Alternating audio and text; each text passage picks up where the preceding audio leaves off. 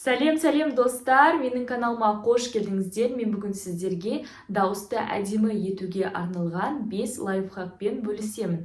Егер де менің видеом ұнаса, менің каналыма тіркеліп, лайк басуды ұмытпаңыздар. Достар, сіздер білесіздер, осы уақытқа дейін дауысты әдемі етуге және әдемі сөйлеуге арналған мен сіздерге жаттығулармен бөлісіп келемін.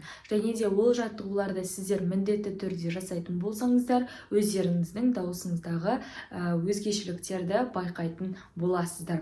Бүгін де мен сіздерге 5 түрлі кеңеспен бөлісетін боламын. Егер де ол кеңестерді сіздер соңына дейін қарап, және де оны жасайтын болсаңыздар, міндетті түрде нәтижесін көресіздер. Және де сіздерге арналған менің бұйырса сыйлығымда болады. Ол үшін менің барлық видеоларымды соңына дейін қарап, комментарий қалдырып, белсенді болуларыңызды сұраймын. Достар, ең алдымен біз сіздерге айтатын кеңес, ол дауысты әдемі етуге, ол бізде дұрыс тыныс алу. Сіздер білесіздер, бір диафрагмаға тыныс алған кезде біз демді ұзақ сақтап тұра аламыз. Ал егер де біз тамағымызға ғана кішкене ғана тез тыныс алып, демді осында сақтайтын болсақ, онда біздің деміміз жетпей қалады. Яғни сәйкесінше біз дұрыс дем алмаймыз. Мысалға, осылай дем аламыз. Осылай біз тамаққа немесе өкпеге жинаған біздің ауамыз, ол біздің көп сөйлеуімізге жетпей қалады да, және ол ауа сыртқа шығып кеткендіктен біз сөйлемімізді дұрыс аяқтай алмай, дұрыс тыныс ала алмай, және де неше түрлі оның салдарынан аурулар да болуы мүмкін. Ал егер де сіздер өзіңіздің диафрагмаңызға тыныс алатын болсаңыз, онда сіздің тыныс алған, яғни алған деміңіз біраз уақытқа дейін жетіп, сіз өз сөйлеміңізді, өз сөзіңізді соңына дейін аяқтай аласыз. Қазір мен сіздерге оны көрсетемін. Терең тыныс аласыздар да 2-3 сөйлемді осы алған деммен айтып шығасыздар. Дауыста өмір жоқ. Дауыс ол үнемі монотонны шығады. Ал дауысқа біз эмоция беру үшін оған арнайы жаттығулар жасауымыз қажет болады. Мінекей, алған біздің деміміз осы сөйлемді аяқтауға жетті, және де кішкене артылып қалды, оны да сыртқа біз шығарып тастаймыз. Яғни сіздер диафрагмаға тыныс алатын болсаңыздар, сәйкесінше сіздердің алған демдеріңіз ұзақ уақытқа жететін болады. Достар, бірінші ереже ол тыныс алу ережесі. Жаңа айтып кеткенімдей, сіздер диафрагмаға тыныс алып, бірнеше сөйлемді сол алған деммен айтып шығу, тоқтап қалмауларыңыз қажет болады. Ал біздегі екінші ереже, яғни дауыстың монотонны шығуына, оған эмоция беруге арналған ережеміз, бізде М, Н және А дыбыстарын барынша созып айтатын боламыз. Және де ең алдымен М дыбысын айтқан кезде, яғни М-ны біз айтқан кезде, оны барынша созып, көкірегімізді кішкене ұрғылайтын боламыз. Олай болса, менімен бірге жасап көріңіздер.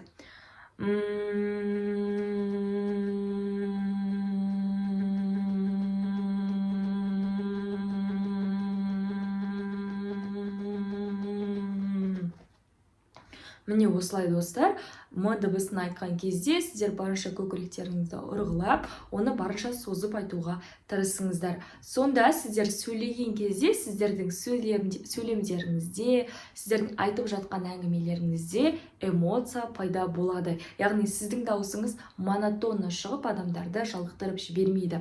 Ал ендігі кезекте А әрпіне біз осылай жасаймыз. Терең тыныс аламыз бірінші, және А-ны барынша созып айтамыз.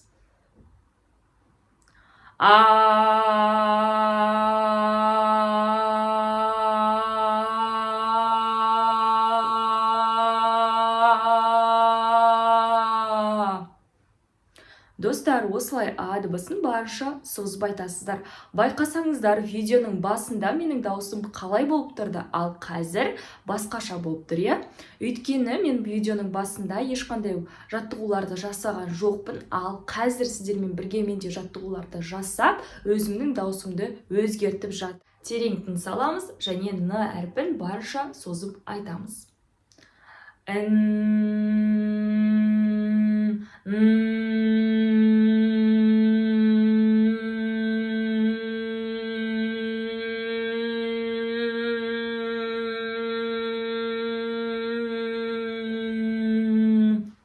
Мінекей достар, н әрпінде барынша осылай созып айтасыздар. Күніне 3 рет жасасаңыз да жеткілікті, сіздер міндетті түрде нәтижесін байқайсыздар. Бізде келесі кезекте үшінші кеңес, ол көбірек су ішу керек болады сізге.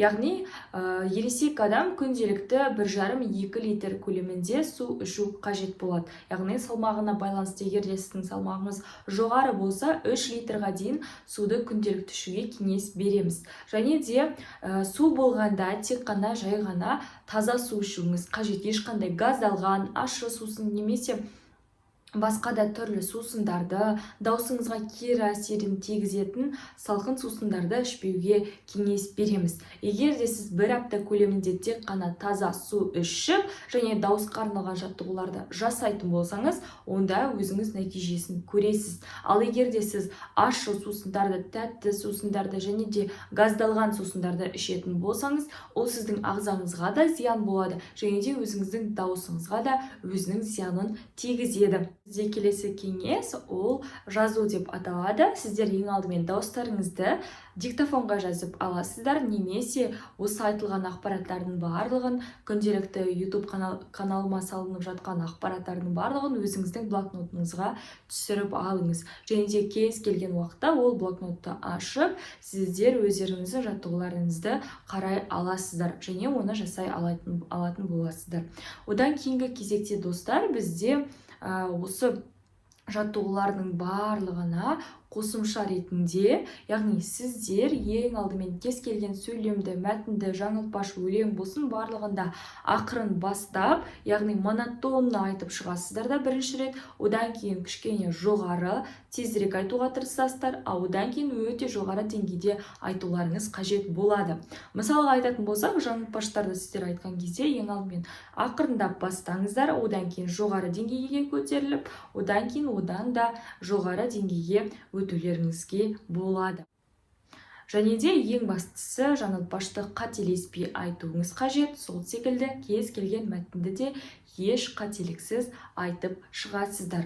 Міндетті түрде достар, осы айтылған кеңестерді пайдаланып көріңіздер, және де өздеріңіздің ойларыңызбен бөлісе кетіңіздер. Осымен достар, бүгінгі видео аяқталды. Егер де менің видеом ұнаса, менің каналыма тіркеліп, лайк басуды ұмытпаңыздар. Келесі кездескенше аман сау болыңыздар.